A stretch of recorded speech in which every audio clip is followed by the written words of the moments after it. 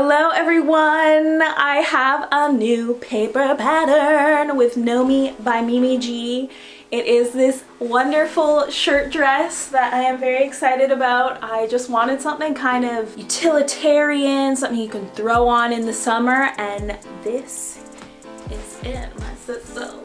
So today I'm going to walk you through the tutorial. You can get the pattern on simplicity.com. It's under the Nomi tab, and you can also get a PDF version of this pattern as well. So definitely check that out. Without further ado, let's get into the tutorial. Today I'm working with a pink bull denim and an orange linen. I do highly recommend a drapey fabric like linen as opposed to the structure and bulk of the denim. You'll find it'll be a little bit easier to sew. Make sure you take a look at the back of the pattern envelopes for sizes and notions, and read through the instruction booklet provided, especially the glossary of terms if you're unfamiliar with paper patterns. The seam allowance for this pattern is 5/8 of an inch or 1.5 centimeters, unless otherwise mentioned. To prep, start by adding fusible facing to the wrong sides of each pair of piece 4, 7, 11, 19, 15, and 16. Take your upper and lower pocket pieces, piece 3 and 6. I'm only showing piece 3 because the construction is the same for both. Press under a 1/4 inch or 6 millimeters on the upper edge of both pockets. Turn the upper edge to the outside along the fold line, forming a facing. Then stitch along the seam line on the raw edges.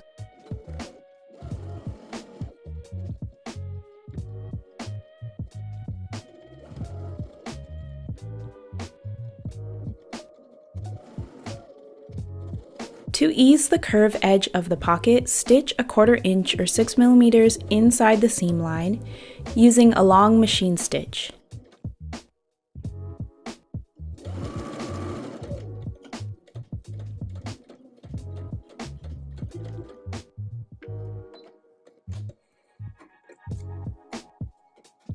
And then trim the seam allowance in the facing area to a 1/4 inch.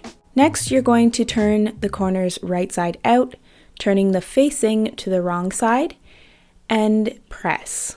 You can pull up the ease stitches to shape the curve, and then press under the raw edges along the stitch line.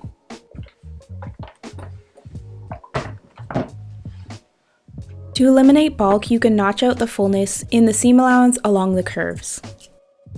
Then stitch the facing close to the inner edge. And these will be the exact same steps for the lower pocket or piece 6. Sometimes if I don't want to backstitch, I manually do it so that it's neater, and I do this by pivoting 180 degrees to sew over the first stitches.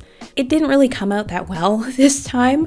I could have just backstitched here, but now you know a little technique to make something clean, and not just on the top side, on the bottom side as well. Next, take your upper front piece, which is piece 2, and pin the upper pocket at the drill marks. We're also going to do this for the lower front, or piece 5, and the lower pocket, which is piece 6. You're going to edge stitch, then top stitch. So what I mean by edge stitch and top stitch is that you're going to sew close to the edge of the pocket first, and then sew about a 1/4 inch or 6 millimeters away from that original edge stitch. And I like to do it in one go, as shown here.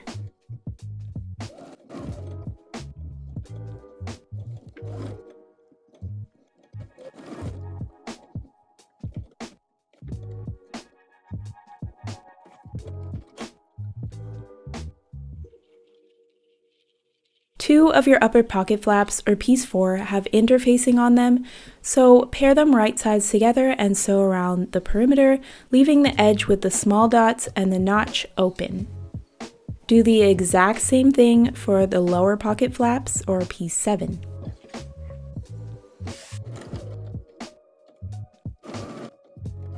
Next, trim them and turn them out. Edge stitch and top stitch them as we did with the pockets.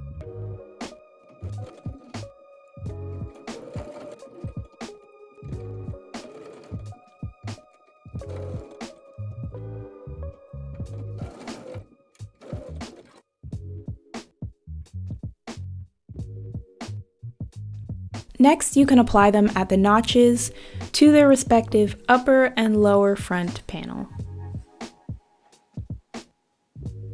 Once the flaps are applied, place the upper and lower front right sides together, and you're going to stitch together, and after you stitch it, make sure that you overlock that seam.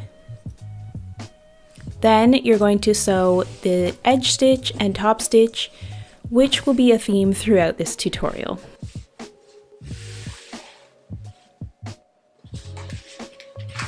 Next, take your yoke front and sew a stay stitch at the neckline.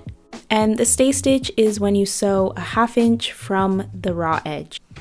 Then with right sides together, sew the upper front to the yoke front. And again, don't forget to overlock the seam before you edge and top stitch it. And this is the result. Moving on to the back. To make pleats in the upper back or piece 9, on the outside, fold along the solid lines. Then bring the folds to the broken lines or the center back.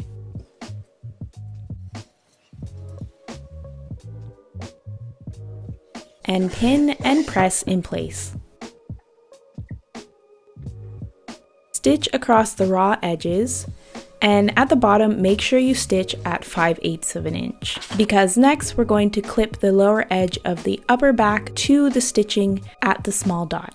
Next, take your lower back or piece 10, and with right sides together and raw edges even, pin the upper edge of the lower back, piece 10, to the lower edge of the upper back, matching the small dots and notches. Stitch this together. Next, you're going to want to overlock this seam before you press it towards the upper back, and edge stitch and top stitch to finish.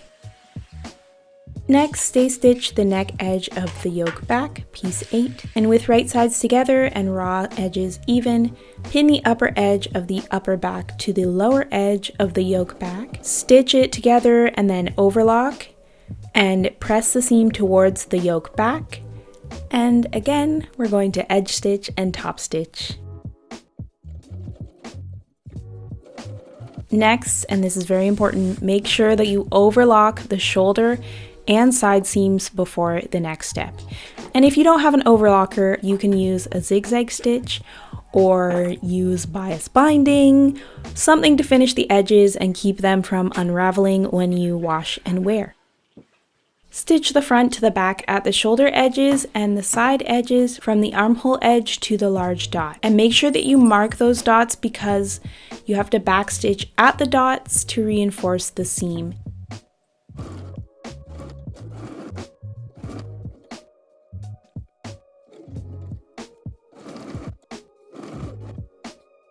So here, as I get to the dots, I'm making sure that I know where they are, and I'm going to stop right there and backstitch there. This is very important if you want the hem facings applied easily later. After you sew, press the seams open, and in case you're wondering what that little wooden tool is, it's a tailor's clapper, and it allows the seam to cool and set at the same time, making a nice crisp seam. This is the upper collar, piece 11. Make sure that you transfer all the dots, they're very important. And this piece is fused, and the first thing to do is machine stitch 5/8 of an inch or 1.5 centimeters from the single notched edge. Clip the notched edge of the collar to the stitching at the small dots. And then you're going to press this under 5/8 of an inch or 1.5 centimeters between the clips. Then trim this to 1/4 inch or 6 millimeters, and we're going to ease stitch the upper and side edge between the large dots and double notch. And ease stitch just means that you're going to sew 2 rows of your largest stitch. The first one's going to be 5/8 of an inch from the raw edge, the next one's going to be 1/4 inch from the raw edge. Then I just love to do a preliminary pulling up of the ease stitches, and then with right sides together, you're going to pin the under collar, piece 12, to the upper collar, and if you need to, you can adjust the ease stitches to fit. Then stitch this together from large dot to large dot, and leave the single notched edge open.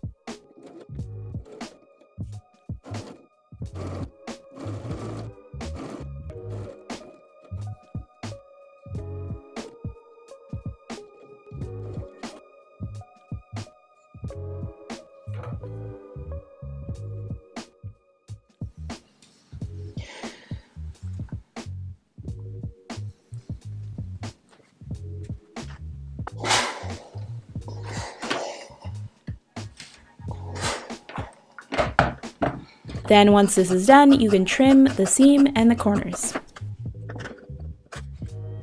Next, understitch the undercollar, so fold the seam allowance towards the undercollar, which is not interfaced, and stitch close to the seam.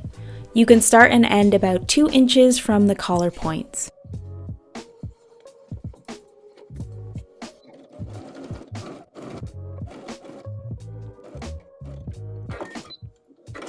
Now I am switching to my orange sample briefly to show you the following steps. I have placed the collar right sides together to the neckline and lined up the centers and large dots. The small dot lines up at the shoulder seam and the large dot at the front. You'll notice on the inside I've clipped the seam allowance of just the neckline, not the collar, to the stay stitch that we did earlier.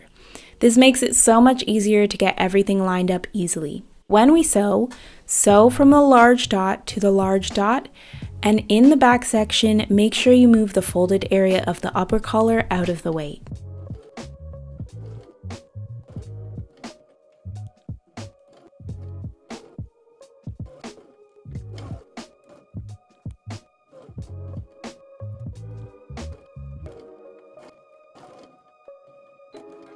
And when you're done, it should look like this.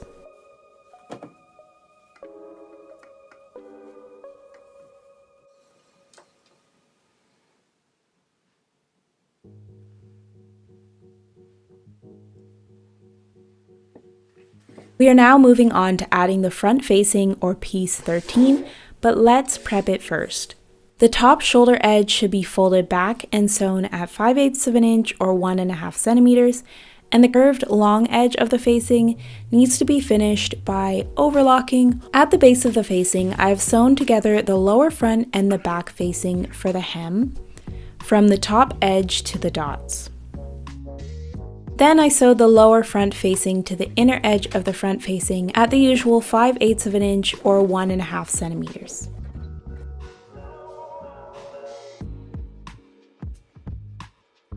Also, make sure that you stay stitch along the neckline, as I mentioned earlier. Now with right sides together, pin the facing to the neck and front edges of the dress.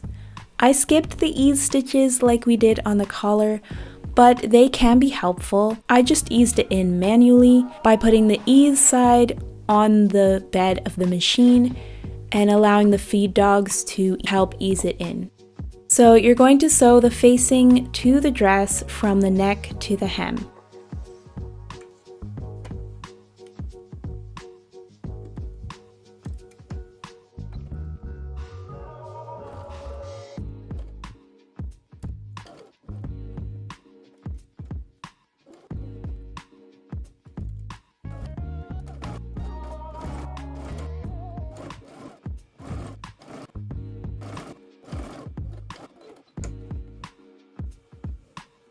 At this point, I trimmed down the inner layers and the lapel area. Also snip through all thicknesses where the back neck section ends at the facing, so we will be able to fold that seam allowance section into the collar. Moving on to the hem. Pin the lower front facing to the hem, matching the notches. When you sew, treat each section as its own. So you're going to push back the seam allowance and sew right to the dot and back stitch there. Then you'll start a new stitch in the next section with a back stitch.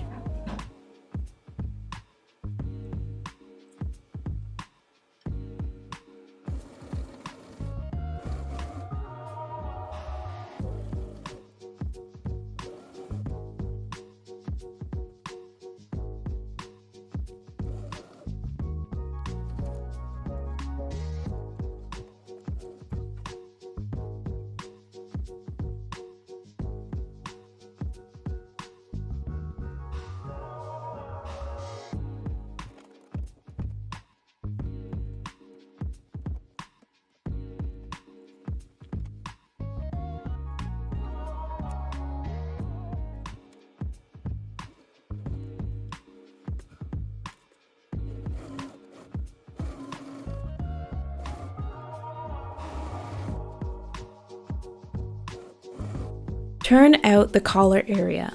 Turn the facing to the inside, turn the back seam toward the collar, and pin in place.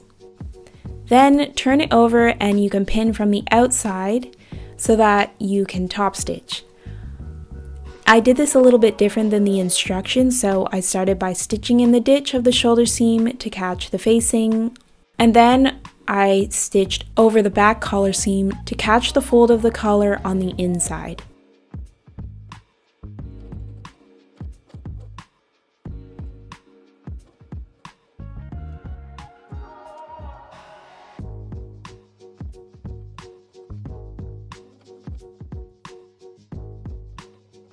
You can edge and top stitch the front neck and collar now, as the instructions say, or you can do it in one fell swoop with the hem, as I like to do. Just do yourself a favor and check now that you have plenty of bobbin thread.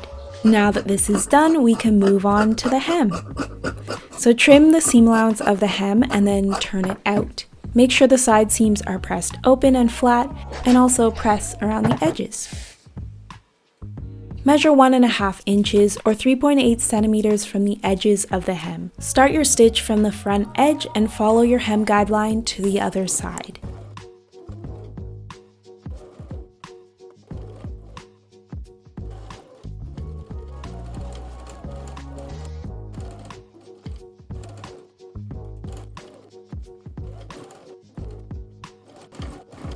Then you're going to pivot towards the top of the dress and edge stitch until you get all the way to the other side of the hem.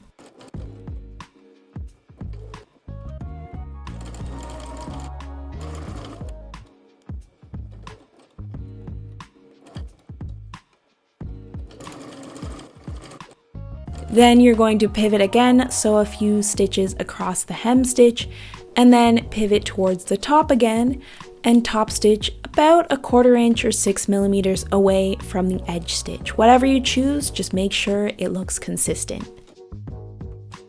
When you get to the bottom, you're going to stitch to the hem stitch, and then you're going to pivot and sew across the hem stitch and back stitch to finish.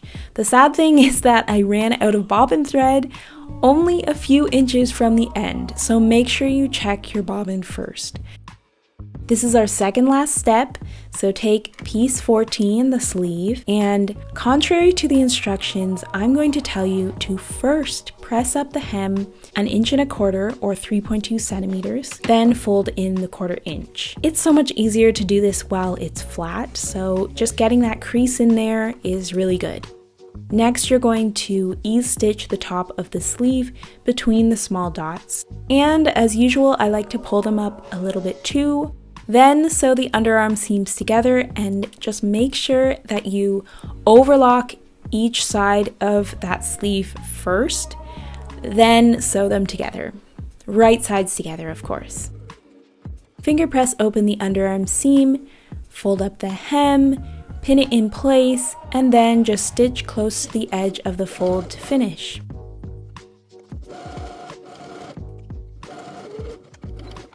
Turn your sleeve right side out and hold the dress wrong side out with the armhole towards you. Now with right sides together, pin the sleeve to the armhole edge, matching the underarm seams first, then the notches and the 2 small dots, and make sure that you put the center small dot at the shoulder seam. And you can pull up the ease stitches to fit. To distribute this fullness evenly, slide the fabric along the bobbin threads until there are no puckers or tucks. As you can see here, I don't have any puckers and tucks along the seam line, so the instructions say to baste, then stitch again 1/8 inch away, but I just stitched it all together, making sure that the ease side was on the machine bed so that the feed dogs help ease it in.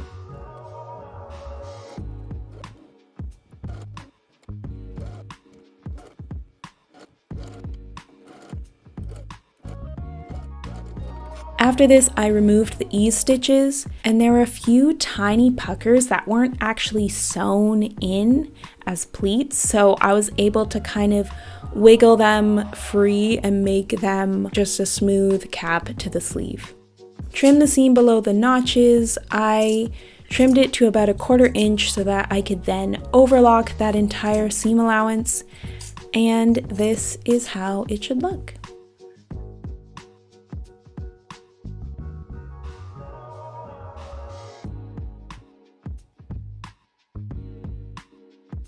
Lastly, we will add the button and buttonholes. I've punched out the ends of the buttonholes on the marker. So you're going to place the marker on the left side. That's left when you're looking at it. Mark the buttonholes with a disappearing pen or a chalk or something. And you may want to lower the placement of the buttonhole that's near that waist seam so that the seam doesn't create a problem when you're stitching that buttonhole. Sew your buttonholes for your 5/8 of an inch or 1.5 centimeter wide buttons, and then you want to open your buttonholes.